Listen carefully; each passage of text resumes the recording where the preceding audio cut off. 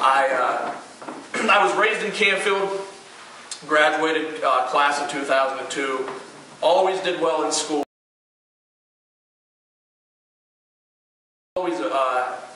I was always like a loner.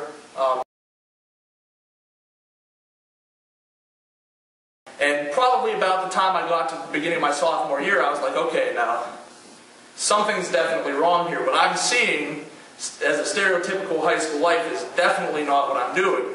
And I wanted to integrate, and I wanted to become like, I wanted to be one of the cool kids. I wanted to go to the parties, and so I just started, kicking it. And I started drinking, and then, started hanging out with people who were smoking weed, and I started smoking weed, and before I knew it, I was just a full-blown partier. Like, that's all I did.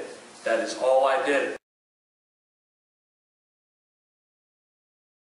But it got to the point, especially like after high school, where it was becoming obsessive, and now it was no longer partying, but it was just like full-blown addiction. And it went from being drinking and smoking pot to doing Xanax and then Vicodins, and we started doing coke and ecstasy and stuff. And then what really hit me was Oxycontins. I really, really, really, really liked those.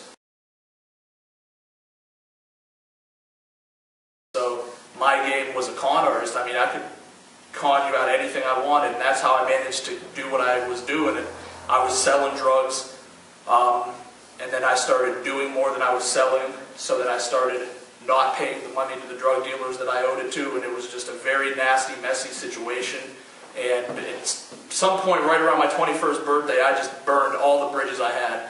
I stole from every member of my family, and I'm talking lots of money, and all of my friends and everything like that. And so